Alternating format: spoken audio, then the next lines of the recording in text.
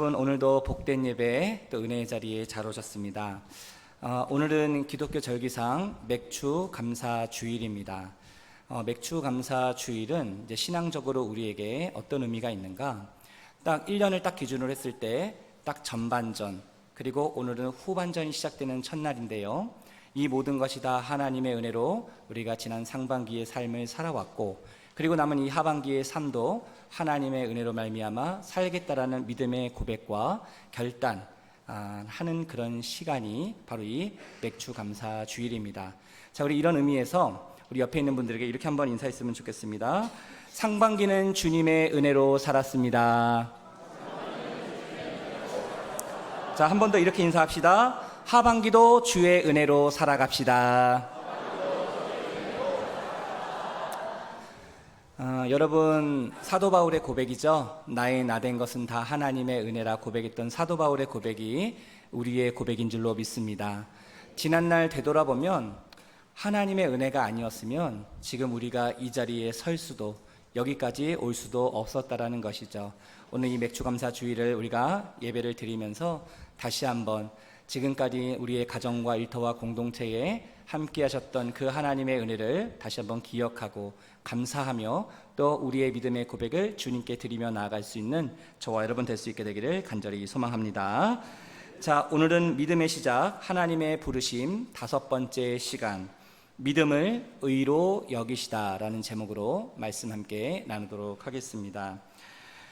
우리가 오늘 읽은 본문 창세기 15장에 보면 하나님은 깊은 고민과 두려움 가운데 있었던 아브라함을 찾아오십니다. 그리고 하나님은 그 아브라함에게 이미 과거에 맺었던 그 언약을 다시 한번 기억하시고 또 그 약속을 더욱더 구체적으로 확증해 주시면서 이 아브라함과 새로운 언약을 체결해 주십니다. 그래서 고민과 두려움 가운데 있었던 이 아브라함을 위로하시고 격려하시고 힘을 주시며 다시금 이 믿음의 여정의 길을 걸어갈 수 있도록 하나님이 이 아브라함과 함께 하시는 것을 우리는 오늘 말씀을 통해서 우리는 볼 수 있습니다. 그렇다면 오늘 말씀을 통해서 하나님은 구체적으로 아브라함에게 어떤 은혜를 베풀어 주셨는가, 3가지 내용을 함께 살펴보며 그 은혜를 나누고자 합니다. 첫 번째로 하나님이 아브라함에게 베풀어 주셨던 그 은혜는 무엇입니까? 첫 번째는 하나님이 그의 방패요 상급이 되어 주셨다라는 겁니다. 저를 한번 따라해 주시기 바랍니다. 하나님은 아브라함의 방패요 상급이 되셨습니다. 자, 오늘 본문 1절 말씀 같이 함께 읽어보도록 하겠습니다. 이후에 여호와의 말씀이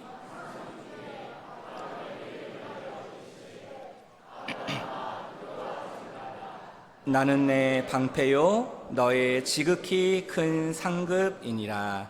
아멘. 여기서 우리가 주목할 표현이 하나 있는데요. 1절은 어떤 단어로 시작하고 있냐면 이후에 이렇게 시작합니다. 이후에. 이 말이 중요한 것은, 자, 이 말로 인해서 앞에 창세기 14장에 있었던 그 사건이 우리가 오늘 마주하고 있는 창세기 15장의 배경이 된다는 겁니다. 그러니까 우리가 이 창세기 15장을 통해서 앞으로 하나님과 아브라함이 함께 만나며 서로 대화하며 하나님께서 아브라함에게 위로를 주시고 힘을 주시고 새로운 언약을 체결하는 이 모든 과정이 창세기 14장에 있었던 사건과 연관이 된다라는 겁니다. 이런 의미에서 자, 우리가 창세기 14장에 어떤 일이 있었는지를 한번 복기를 해보면 좋겠는데요. 여러분, 2주 전에 제가 우리 창세기 14장의 말씀을 통해서 말씀을 드렸는데 혹시 기억이 나십니까? 네, 여러분 얼굴 표정을 보니까 기억이 안 난다라는 그런 표정인데요. 괜찮습니다. 여러분, 창세기 14장에서 어떤 사건이 있었냐면 이 가나안 땅에 남북 전쟁이 있었습니다. 그러니까 가나안 북쪽에 4 족속이 연합을 이루고 가나안 남쪽에 5개의 족속이 연합을 이뤄서 서로 싸움을 전쟁을 벌였지요. 근데 북쪽에 그 가나안 연합군들이 결국 그 전쟁에서 승리를 하게 되고 그 전쟁 과정 속에 이 아브라함의 조카 롯과 그의 자녀들 또 포로로 끌려가게 되었다라는 겁니다. 이 충격적인 소식을 아브라함이 들었지요. 그래서 이 아브라함이 어떻게 합니까? 자기 집에서 길리었던 훈련되었던 318명의 사병들, 병사들을 이끌고 그 가나안 북쪽 연합군들을 쫓아갑니다. 전적인 하나님의 은혜로 도우심으로 말미암아 그 밤에 기습 공격을 통해서 이 가나안 북쪽 연합 대군을 물리치게 되었고, 결국 이 아브람은 자기 조카 롯과 그의 가족, 그리고 빼앗겼던 많은 백성들과 재물들, 모든 전리품들을 취해서 돌아올 수 있었지요. 이것이 창세기 14장에 기록되어 있었던 사건이었습니다. 여기까지만 보면 크게 문제가 없어 보입니다. 근데 문제는 무엇입니까? 가나안 북쪽 이 연합대군이 예상하지도 못했던 이 아브라함이라는 이 사람에게 기습 공격을 통해서 패배를 경험했어요. 그러면 입장을 바꿔놓으면 이 가나안 북쪽 연합군들이 이 전쟁에서 한 번 졌다고 해서 이것으로 끝냈겠습니까? 그렇지 않았겠지요. 아브라함이 살던 그 고대 근동 사회는 어떤 사회였습니까? 끊임없이 부족 간의 나라 간의 전쟁을 치렀던 그런 시대였습니다. 그러니 이 북쪽의 가나안 연합군들이 이 아브라함을 보복하기 위해서 이를 갈고 있었겠지요. 아브라함은 전쟁에서 승리하고 돌아왔지만 언제 어디서 이 강한 적군들이 자신을 공격해 올지 모르는 그런 상황 속에서 보복에 대한 두려움을 안고 살았던 것입니다. 이런 배경 속에 하나님께서 두려워하고 있었던 이 아브라함을 찾아오셔서 환상 중에 아브라함에게 이렇게 말씀하시는 것이죠. 1절 말씀에서 뭐라고 하십니까? 아브라함아, 두려워하지 말아라. 나는 너의 방패요 지극히 큰 상급이다 라고 말씀을 해주시죠. 왜 하나님이 지금 환상 중에 나타나셔서 아브라함에게 나는 너의 방패요 상급이라고 이야기를 하셨는가? 자, 여기서 이 방패라는 것은 어디에서 사용되는 도구이죠?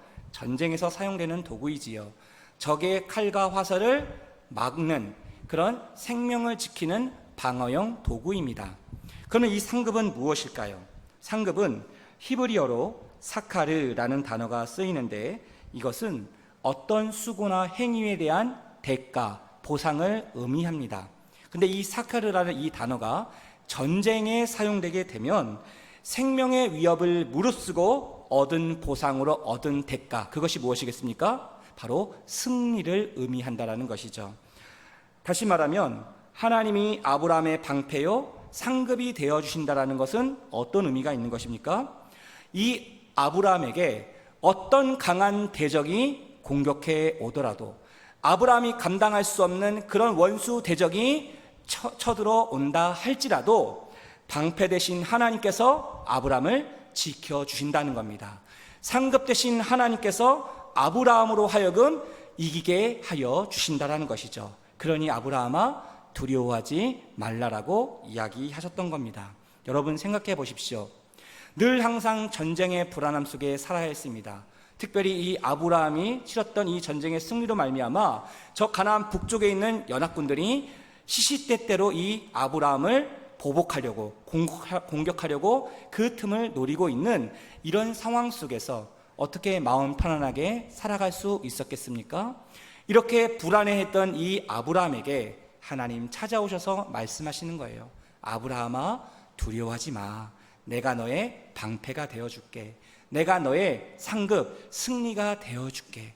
이런 하나님의 말씀을 들었던 이 아브라함, 얼마나 큰 위로가 되고 힘이 되었겠습니까? 사랑하는 성도 여러분, 이 아브라함이 그 방패 되시고 상급 되신 그 하나님의 말씀을 듣는 순간, 그 하나님이 나와 함께 하신다라고 확신하는 순간, 더 이상 그 아브라함 마음에 들었던 모든 두려움들은 눈녹이 사라지게 되고 하나님이 주시는 참된 위로와 평강 가운데 거하게 되었을 것입니다. 사랑하는 성도 여러분, 혹시 우리 가운데, 또 우리의 자녀 가운데, 우리의 가족들 가운데 이 치열한 인생의 전쟁터에서 싸움을 싸우고 있는 분들이 계십니까? 언제 끝날지 모르는 이 싸움터에서 때로는 외롭게, 때로는 고독하게, 때로는 무겁고 힘든 이 싸움을 싸우고 계시는 분이 계십니까? 여전히 내 힘으로 감당할 수 없는 인생의 크고 작은 문제들이 있지요. 짐들이 있지요. 이 땅에 사는 사람들이라면 누구나 예외 없이 저와 여러분들은 그 인생의 무거운 짐들을 짊어지고 살아갑니다. 그런 우리들을 향하여 오늘 이 시간 하나님이 말씀해 주시는 거예요. 사랑하는 아들아, 사랑하는 딸아, 두려워하지 마.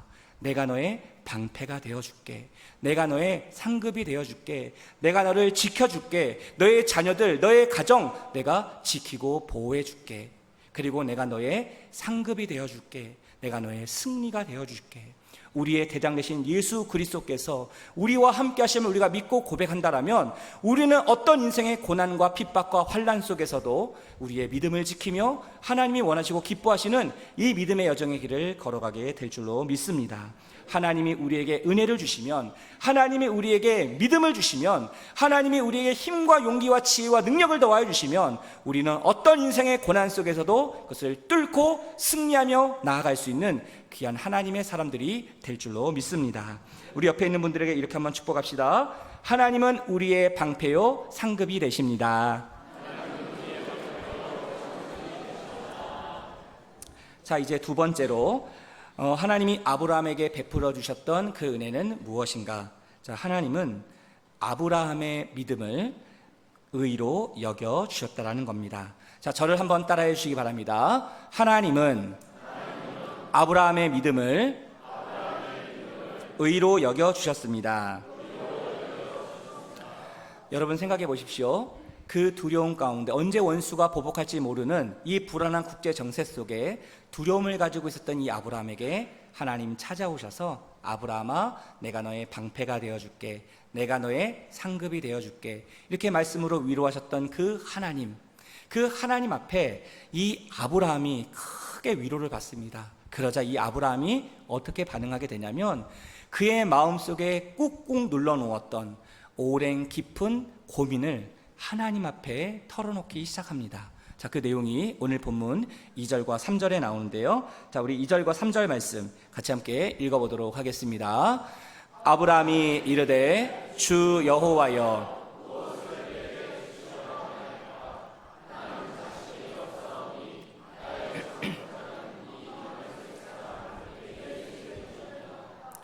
아브라함이 또 이르되 주께서 내게 씨를 주지 아니하셨으니 내 집에서 길린 자가 내 상속자가 될 것이니이다. 여러분, 나의 방패요 상급 되신 그 하나님의 큰 위로와 힘을 얻었던 이 아브라함이 처음으로 여호와 하나님을 향해서 뭐라고 부르냐면 주 여호와여, 다시 말하면 주라고 부릅니다. 성경에 처음으로 등장하는 용어입니다. 자, 이 주라는 것은 히브리어로 아도나이라고 부릅니다. 근데 이 아도나이는 무슨 뜻이냐면 나의 주님, 나의 삶의 주인이란 뜻입니다. 자, 지금 나의 방패요 상급 되시는 그 하나님을 향하여 주, 아도나이라고 부른 그 의미가 무엇입니까? 이제부터는 아브라함이 그 하나님만을 내 인생의 삶의 주인으로 모시고 살겠다라는 믿음의 결단이요, 믿음의 선포였다라는 것이죠. 여러분, 우리의 방패요 상급 되신 그 하나님이 나의 주님이시며 내 인생의 삶의 주인 되심을 여러분 믿으십니까? 그 하나님을 내가 믿을 때에 하나님께서 우리의 인생의 삶을, 우리의 심령과 삶을, 우리의 가정과 일터와 공동체를 보호해 주시고 지켜주시고 승리하게 하실 거라는 그 확신이 우리 가운데 있게 된다는 겁니다. 바라기는 아도나이, 나의 인생의 삶의 주님으로 믿고 선포하며 간구하며 나아갈 때에 우리의 방패와 상급 되신 그 하나님이 우리의 인생의 삶을 이끌어 가시고 통치하여 주시고 주관하여 주시고 모든 것을 합력하여 선을 이루게 하여 주실 줄로 믿습니다. 자, 다시 본문으로 돌아오면 아브라함은 아도나이, 나의 주님, 내 삶의 주인 되신 하나님이라고 부르면서 그 하나님 앞에 진짜 자기의 고민을 털어놓기 시작합니다. 어느 누구에게도 말 못했던 그 아브라함의 속 깊은 고민, 그 괴로움을 하나님 앞에 토로하기 시작했다는 것이죠. 그래서 아브라함은 이렇게 질문을 합니다. 하나님, 내게 무엇을 하시려고 하십니까? 이 말을 바꿔 말하면, 의역을 하면 하나님, 내게 무슨 보상을 주시려고 하십니까? 이런 질문을 합니다. 그러면서 이 아브라함이 뭐라고 얘기해요? 그런데 하나님, 저에게는 자식이 없습니다. 나를 상속할 자가 없습니다. 하나님께서 내게 씨를 주시지 않았기 때문에 지금 내 집에 있는 종 다메섹 사람 이 엘리에셀을 내 상속자로 생각하고 있습니다. 이런 아브라함의 깊은 고민을 하나님 앞에 토로하고 있습니다. 여러분, 당시 고대 근동에서는 어떤 관습이 있었냐면 아브라함처럼 자식이 없어요. 그러면 다른 사람을 양자로 삼습니다. 그리고 그 양자를 내 상속자로 삼을 수 있었다라는 것이죠. 이것이 고대 근동의 관습이었는데 아브라함이 이 관습에 따라서 이 엘리에셀을 양자로 받고 상속자로 삼아서 하나님의 언약을 이루는 것이 이것이 주님의 뜻인지를 하나님 앞에 여쭙고 있는 겁니다. 하나님을 불신해서가 아니라 하나님의 언약을 확신했기 때문에 이 아브라함은 하나님께 이렇게 묻고 있는 것이죠. 왜 그렇습니까?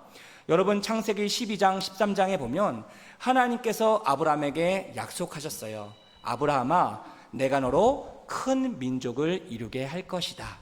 그리고 내가 너를 통해서 이 땅을 내 후손들에게 줄 것이다. 하나님이 거듭거듭 약속해 주셨어요. 그런데 하나님께서 아브라함으로 하여금 너로 큰 민족을 이루겠다라고 말씀하셨지, 아브라함 내 몸에서 태어날 자녀를 통해서 큰 민족을 이루겠다라고 말씀하시지 않았다라는 겁니다. 그러니 아브라함 입장에서 보면 어떻게 생각할 수 있는 거예요? 하나님이 나에게 큰 민족을 이루겠다라고 약속하셨어. 근데 아직까지 자식은 없다.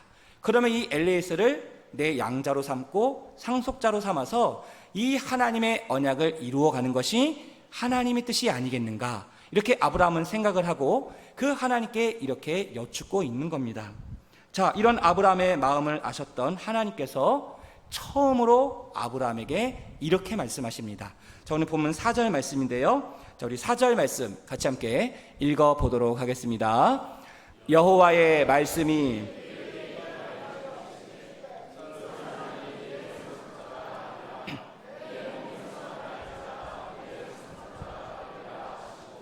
아멘. 자, 여러분, 드디어 하나님께서 아브라함에게 그 비밀을 밝히셨어요.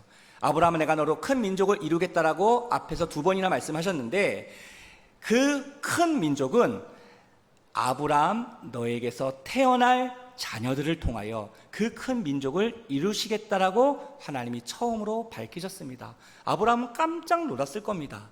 근데 그 하나님께서 아브라함에게 이렇게 말씀하시고 아브라함을 데리고 밖으로 나갑니다. 그리고 저 밤 하늘에 반짝반짝 빛나는 수많은 별들을 바라보시면서 이렇게 말씀하시는 거예요. 아브라함아, 저 밤하늘에 있는 수많은 별들처럼 너의 후손들도 자녀들도 그렇게 많게 될 것이다. 이렇게 하나님께서 아브라함에게 말씀하셨습니다. 근데 여러분, 창세기 16장 3절에 보면 아브라함이 가나안 땅에 거주한 지 10년 후가 되었다라고 성경은 증언하고 있습니다.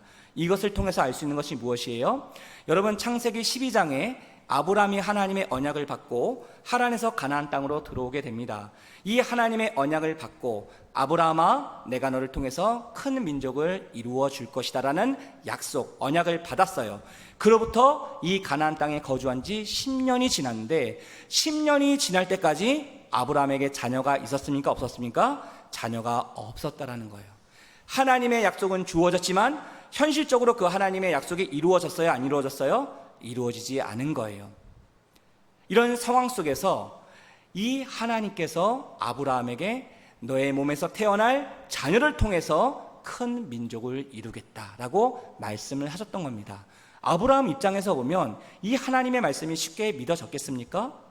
제가 만약에 아브라함이었다면 지난 10년 동안 오랫동안 기다렸잖아요. 약속이 주어졌잖아요. 근데 10년 동안 그 약속이 이루어지지 않는 거예요. 여전히 자식이 없는 거예요. 그럼 이런 오랜 기다림 속에서 그 하나님의 말씀, 지금 주어진 이 말씀이 그렇게 쉽게 받아들여질 수 있었겠습니까? 쉽지 않았을 겁니다. 그런데 그럼에도 불구하고 성경은 무엇을 증언하고 있습니까? 자, 아브라함이 그 하나님의 말씀을 믿었다라고 증언합니다. 자, 그 내용이 오늘 보면 6절에 나오는데요. 자, 우리 6절 말씀 같이 함께 읽어보도록 하겠습니다. 아브라함이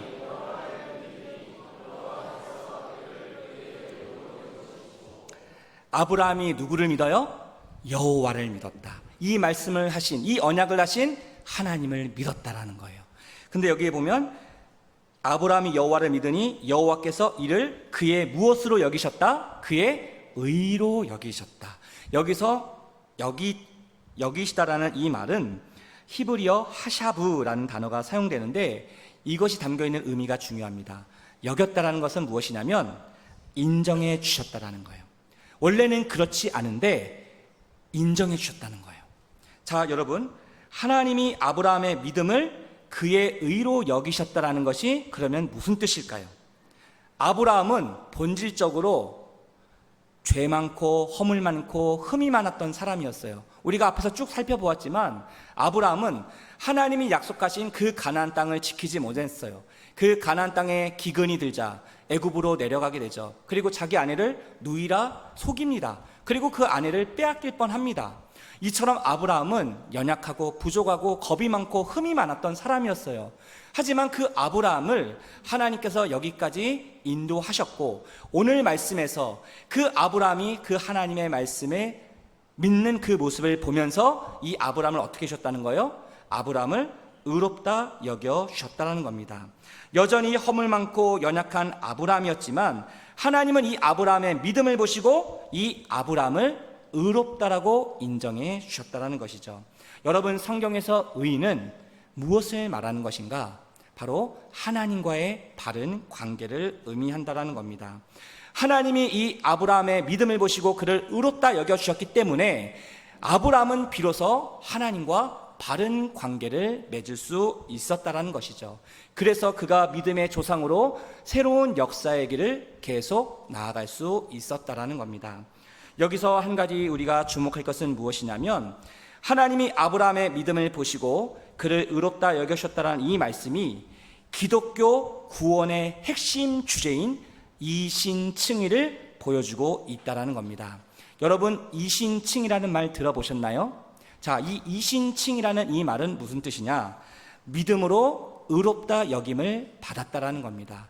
이신칭의, 의롭다함을 통해서, 믿음으로 의롭다함을 통해서 의롭다 여김을 받는다라는 그런 뜻인데, 그래서 바울은 의인은 믿음으로 말미암아 살게 된다라고 이 기독교 복음의 핵심을 강조하고 있습니다. 여러분, 우리가 어떻게 구원을 받게 되나요? 우리가 어떻게 구원을 받게 되죠? 죄와 허물 많은 저와 여러분들이 어떻게 구원을 받게 됩니까? 예수 그리스도를 믿음으로, 그 예수 그리스도를 믿음으로 우리로 하여금 의롭다 여김을 받게 된다는 거예요. 여전히 죄된 본성으로 살아갈 수밖에 없는 저와 여러분들이지만 우리의 믿음을 보시고 예수님이 나의 인생의 삶의 주인 되시며 내 삶의 주님이시며 구세주이심을 믿고 고백하는 우리의 믿음을 보시고 하나님이 우리를 어떻게 여겨주신다는 거예요? 의롭다라고 여겨주신다는 거예요.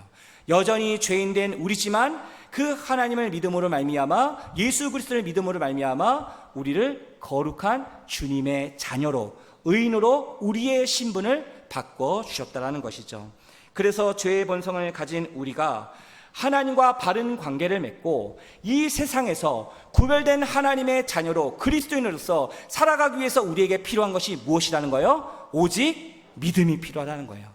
오직 믿음으로 말미암아 의인이 살게 된다는 것이죠. 바로 이 이신칭이라는 기독교 구원의 핵심 교리가 바로 이 창세기 15장 6절에서부터 시작이 되었다는 겁니다. 그래서 사도 바울은 로마교회 성도들에게 내 입으로 예수를 주로 시인하고 그 예수를 죽은 자 가운데서 살리신 것을 내 마음으로 믿으면 구원을 받게 된다라고 이야기를 합니다. 그래서 예수 그리스도를 우리가 마음으로 믿어 의에 이르고 입으로 시인하여 구원에 이르게 된다라고 바울은 강조하고 있지요. 사랑하는 성도 여러분, 여러분 예수 그리스도를 내 삶의 주인으로 믿고 고백하십니까? 그 예수님이 그 십자가에 죽으시고 부활하신 그 예수 그리스도께서 나에게 영원한 생명을 주시고 우리에게 구원의 은총을 주신다는 이 사실을 믿으십니까? 내가 곧 길이요 진리요 생명이니 나로 말미암지 않고는 하나님께로 올 자가 없느니라 하신 이 주님의 말씀을 여러분 믿으십니까? 우리가 이 예수 그리스도, 바로 아도나이, 나의 주님이시며 내 인생의 삶의 주인 되시는 그 주님을 믿고 고백하며 나아갈 때 그 하나님께서 우리에게 영원한 생명을 주시고 우리에게 구원의 은총을 베풀어 주시는 줄로 믿습니다. 이 귀한 은혜가 저와 여러분 가운데 임할 수 있게 되기를 주님의 이름으로 축복합니다. 자, 이제 마지막으로 하나님이 아브라함에게 베풀어 주신 그 은혜는 무엇이었는가? 자, 하나님이 아브라함과 언약을 세우셨다라는 겁니다. 자, 저를 한번 따라해 주시기 바랍니다. 하나님은 아브라함과 언약을 세우셨습니다. 자, 이제 아브라함은 그 하나님께 두 번째 질문을 합니다. 오늘 본문 2절에서 아브라함이 하나님께 무엇을 내게 주시려 합니까? 라고 첫 번째 질문을 했죠. 그리고 두 번째 8절에 보면 이 아브라함이 그 하나님을 향해서 두 번째 질문을 합니다. 자, 우리 8절 말씀 우리 같이 함께 읽어보도록 하겠습니다. 그가 이르되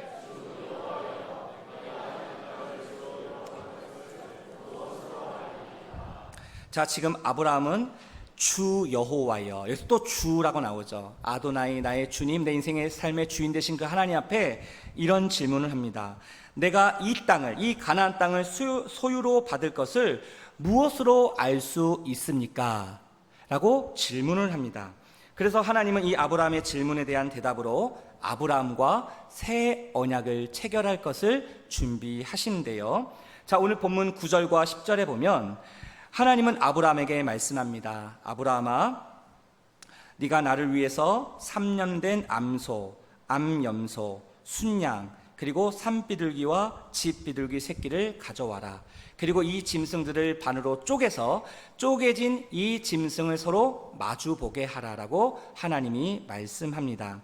이렇게 하시는 이유가 무엇일까요? 이렇게 하시는 이유는 당시 고대 근동에 있었던 그런 언약 예식에서 우리가 그것을 유추해 볼 수 있습니다. 아브라함이 살던 고대 근동 시대에서는 사람들이 중요한 계약을 할 때 어떻게 했냐면 계약 당사자들이 이 쪼개진 희생 제물 사이를 함께 걸어갔습니다. 그래서 만약 이 계약을, 이 약속을 체결했는데 누구든지 이 계약을 위반하게 되면 어떻게 되느냐?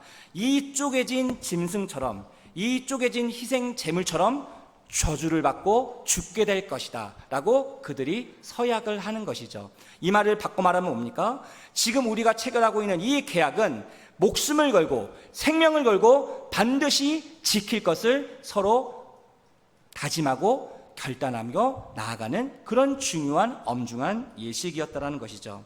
그런데 그날 밤 하나님께서 이 아브라함에게 그런 모든 것을 다 준비하게 하신 이후에 그날 밤에 하나님께서 횃불 모양으로 현현하셔서 그 쪼개진 그 희생제물 사이를 지나가시게 됩니다.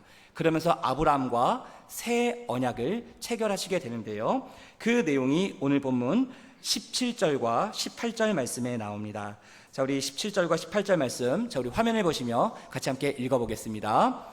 해가 져서 어두울 때에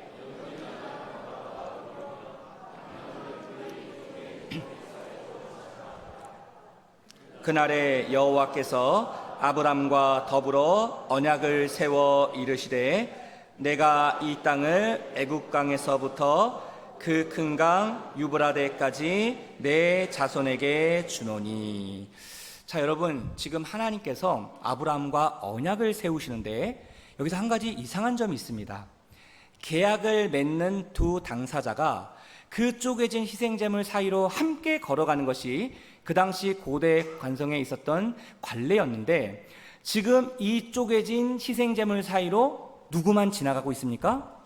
아브라함은 지나가지 않고 하나님께서 횃불 모양으로 현현하여서 그 사이를 지나가고 계십니다. 여러분, 이것이 의미하는 것이 무엇일까요? 하나님이 지금 아브라함과 맺은 이 언약을 반드시 지킬 것이라는 그 하나님의 단호한 의지를 보여주고 있다는 것이죠. 여러분, 이 언약을 지키지 않으면 죽는 겁니다. 그 죽음을 각오하고 생명을 걸고 하는 거예요. 근데 여러분, 하나님이 죽으십니까? 하나님은 죽으실 수가 없는 분이시죠. 만약에 이 길을 걸어가야 된다면 누가 걸어가야 돼요? 하나님이 아브라함에게 언약을 주시고 약속을 주시고 내가 너로 큰 민족을 이루게 할게, 너에게 이 땅을 내 후손들에게 줄게, 하나님이 아브라함에게 약속을 해주시는 거 아닙니까? 그러면 이 길을 누가 지나가야 돼요? 당연히 아브라함이 이 희생제물 사이를 지나가야 하는 것이 맞는 것이죠. 아브라함 입장에서 보면 그렇지 않겠습니까? 하나님이 내게 주신 이 언약 내가 생명 걸고 지키겠습니다. 목숨을 다하여 이 하나님의 언약을 내가 지키겠습니다. 내가 이것을 지키지 않으면 내가 죽으면 죽으리라는 심정으로 이 길을 걸어가겠습니다. 이렇게 나오는 것이 맞지 않습니까? 근데 하나님은 아셨던 거예요. 무엇을 아셨습니까? 그 아브라함의 연약함을 아셨던 것이죠. 하나님의 구원받은 하나님의 백성이었지만, 그 믿음의 길을 걸어가는 아브라함이었지만 여전히 죄된 본성으로 그 넘어지고 쓰러지고 실패할 수밖에 없는 그 아브라함의 연약함을 하나님은 아셨던 겁니다. 그래서 아브라함으로 하여금 그 길을 걸어가지 않고 하나님 당신 본인께서 직접 그 언약을 체결하는 그 사이 길을 직접 걸어가셨다라는 것이죠. 이것이 하나님의 은혜였다라는 겁니다. 하나님은 이 아브라함과 새로운 언약을 세우시면서 아브라함에게 분명한 메시지, 분명한 확신을 주셨지요. 그것이 무엇이겠습니까? 아브라함아, 너는 나를 믿고 따라오기만 하면 된다. 너는 내가 너에게 준 이 언약을 따라오기만 하면 된다. 그럼 이 모든 것을 누가 이루시겠다는 거예요? 이 모든 것을 누가 준비하시고 일하시고 역사하시고 성취하시겠다는 겁니까? 바로 이 언약을 주신, 이 언약을 맺은 바로 나 여호와 하나님, 아도나이, 나의 주님, 내 인생의 삶의 주인 되신 너의 아브라함 너에게 내가 이 언약을 이루게 하시겠다라는 겁니다. 하나님 직접 이 모든 것을 성취하시겠다라는 것이죠. 그래서 아브라함은 이 하나님과 언약을 맺으면서 처음으로 하나님으로부터 이 가나안 땅의 경계가 어떻게 주어지게 되는지를 깨닫게 됩니다. 그것을 보게 되죠. 하나님이 말씀하시거든요. 자, 오늘 본문 18절에 보면, 하반절에 보면 하나님 뭐라고 얘기하십니까? 내가 이 땅을, 다시 말해 이 가나안 땅을 어디에서부터 어디까지 자손에게 주시겠다고 얘기하셨어요? 애굽 강에서부터 큰 강 유브라데까지. 지금까지는 하나님이 아브라함에게 뭐라고 말씀하셨습니까? 아브라함아, 내가 이 가나안 땅 너의 소유로 줄게. 그 경계선을 확정하시지 않았어요. 근데 지금 하나님은 아브라함에게 이 가나안 땅을 주시겠다라고 새로운 언약을 체결하시면서 그 가나안 땅의 경계를 말씀하고 계시는 겁니다. 그래서 이 놀라운 하나님이 허락하신 이 언약, 이 약속, 이것이 이 아브라함에게, 이 후손들에게 임하게 될 것을 이야기하고 있다라는 것이죠. 여기 18절에 내 자손에게 주노니 라고 우리말 성경에는 현재형으로 되어 있지만 히브리어 성경에 보면 이것이 주노니 현재형으로 기록된 것이 아니라 완료형으로 이미 주었다라고 성경은 기록하고 있다라는 겁니다. 여러분, 지금 아브라함이 자손이 있습니까? 후손이 있습니까? 아니요. 아브라함에게 아직 자손이 있지 않습니다. 자식이 없는 상황이었지만 하나님께서 이 아브라함 후손들에게 이미 이 가나안 땅을 주셨다라고 선언하고 있다라는 것이죠. 근데 여러분, 놀라운 사실이 무엇인지 아십니까? 이 하나님의 언약의 말씀이 이때로부터 1000년이 지난 다윗과 솔로몬 시대에 대부분 성취되었다라는 겁니다.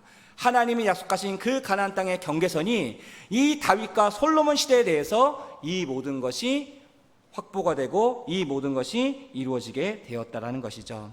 사랑하는 성도 여러분, 오늘은 추수감사 주일입니다. 우리가 지난 상반기를 되돌아보았을 때 우리의 방패요, 우리의 상급 되신 그 하나님께서 우리의 심령과 삶을 지켜주시고 보호해 주시고 우리에게 은혜를 주셔서 우리의 모든 원수 대적들을 물리쳐 주시고 승리하게 하셨던 그 하나님의 은혜를 다시 한번 기억하며 감사할 수 있게 되기를 간절히 소망합니다. 그리고 그 하나님을 우리가 온전히 믿음으로 우리에게 약속하신 그 하나님의 말씀을 붙잡고 나아갈 때에 그 하나님께서 우리를 통하여, 우리의 믿음을 통하여 우리를 의롭다 여겨주시고 우리를 통하여 하나님의 바른 관계를 통해서 하나님이 약속하신 그 놀라운 하나님의 말씀을 성취하시고 이루시고 우리의 삶을 통해서 이루게 하여 주실 줄로 믿습니다. 하나님께서 우리를 통하여 이루게 하실 그 놀라운 하나님의 역사하신들을 우리가 믿음의 눈으로 목도하며 나아갈 수 있는 저와 여러분 될 수 있게 되기를 주님의 이름으로 축복합니다. 기도하겠습니다. 하나님 아버지 감사합니다. 우리가 살고 있는 이 세상은 너무나도